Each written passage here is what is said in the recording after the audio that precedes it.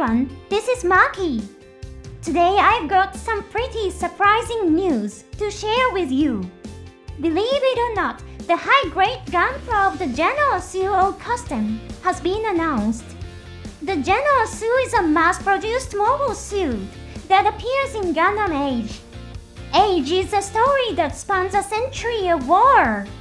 Because it attempted the challenge of portraying 3 generations of characters in a single year, some fans felt that the story lacked depth. However, it featured a lot of compelling mobile suits, and it's still a title with a strong fanbase today. Personally, I love Age. Sure, I think there were some issues that needed to be addressed, but the multi-generational storytelling was such a compelling aspect. And now, in 2025, a mass-produced mobile suit has been announced as a Gunpla. Today, let's take a look at what kind of mobile suit this Genoace O-Custom really is. By the way, the correct name is O-Custom, not Zero Custom. Since there was once a Gundam called Wing Gundam Zero Custom, it seems that some people get the names mixed up. Now, just a short announcement. On my channel, I'm looking for people who want to support what I'm doing. By becoming a member, you get badges and unlock stamps that you can use in the comment section. I want to keep putting together shows that you can all enjoy, so I'm going to give it my all. Alright, let's start with the mobile suit analysis. The Earth's Federation forces in the world of Gundam Age initially had no effective countermeasures against the enemy organization, the UE. At that time, the mobile suit they used was the Genoace. It was a mobile suit designed by reusing the frame of a work-type mobile suit known as the Desperado. While it's portrayed as being quite weak in the story, it was actually considered a very powerful mobile suit in the territories administered by the Earth's Federation government. The beam spray gun it used was a weapon that shot the enemy with charged particles. Each particle in the scattered spray had a destructive power comparable to a tank shell. Compared to conventional weapons, it was dramatically more powerful, but it proved completely ineffective against the UE's special armor. In fact, the technology used in the armor of the UE's mobile suits is revealed in the novel-to-be-phase transition armor. It's similar to the phase shift armor that appears in the Seed series. The phase shift armor in Seed provided overwhelming defense against physical impact. It also offered greater resistance to beam weapons compared to normal armor, but it couldn't completely neutralize them.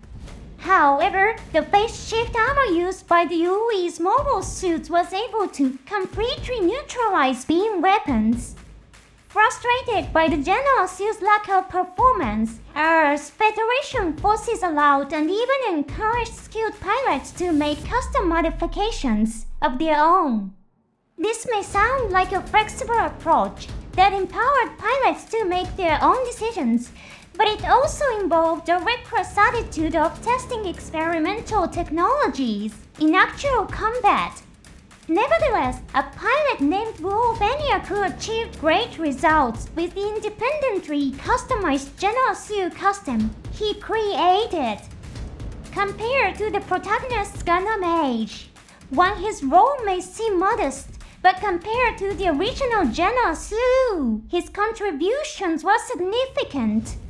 The Earth's Federation forces then began a project to improve and upgrade the Genoace, using Wolf's custom unit as a base.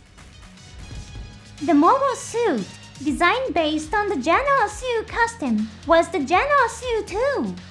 When it was revealed that the true identity of the enemy organization UE was the nation Beigan formed by people who had migrated to Mars, the war began to intensify. Around the same time, the Adela mass-produced mobile suit based on the Gundam Age. One was also used in actual combat. In fact, the Adele had superior combat capabilities compared to the Genoace O-2. However, because the Genoace O had been in service for such a long time, many pilots had become very accustomed to its control system. As a result, the Genoace O-2 continued to be used as an officially adopted weapon. It was during this time when the Gundam Age 2 was active that Albright Lorraine appeared in the story. Albright piloted the Genoace O and fought alongside the protagonist Asim on many battlefields. He gradually developed a close relationship with Remy Roos, a member of the maintenance crew. Remy had a deep admiration for the Gundam Age 1, which had become a symbol of hope for humanity.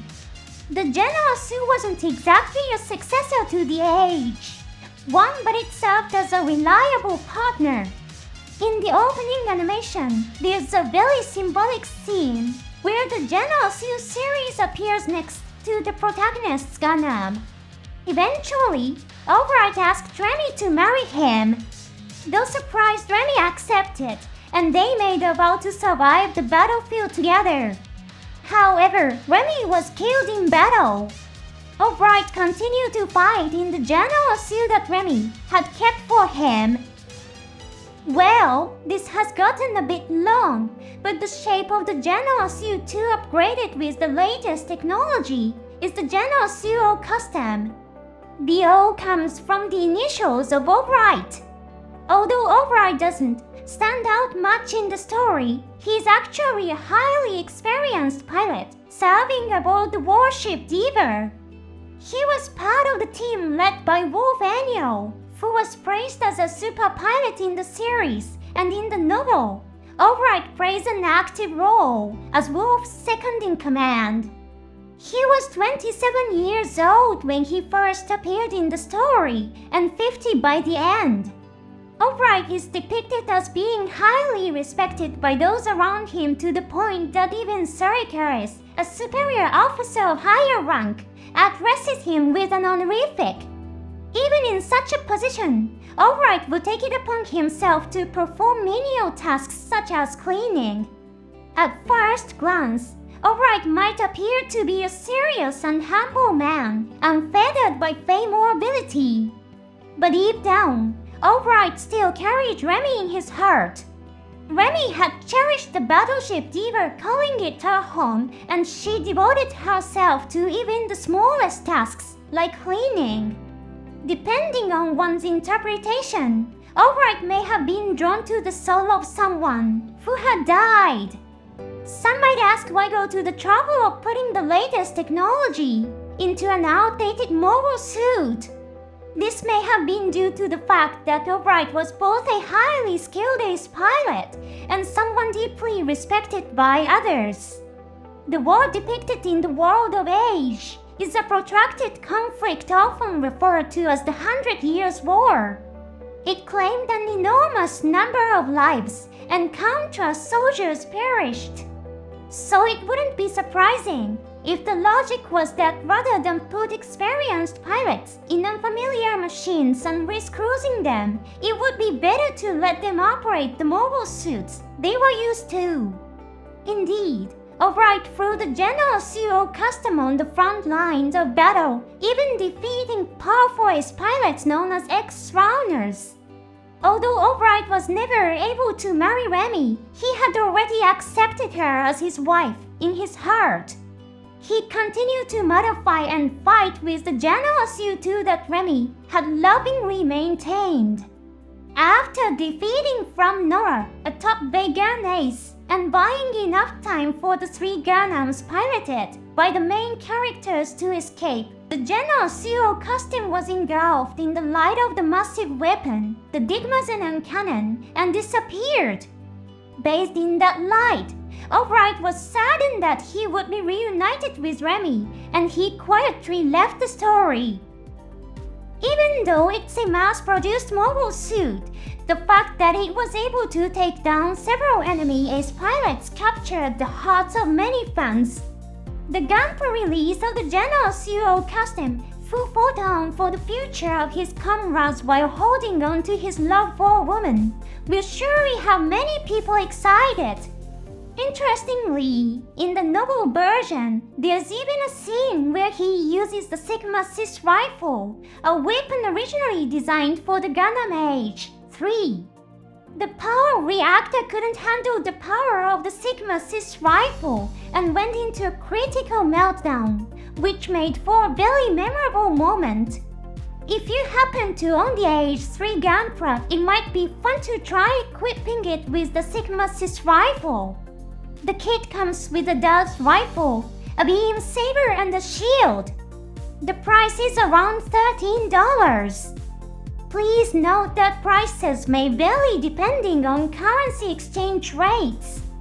Pre-orders in Japan will start on April 7th. Shipping is scheduled for July 2025. The release schedule may vary depending on your country or region.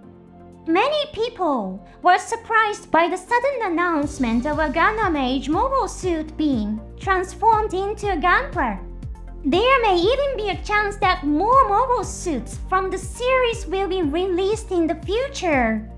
Let's stay hopeful and look forward to what's next. Thanks for watching until the end. See you in the next episode.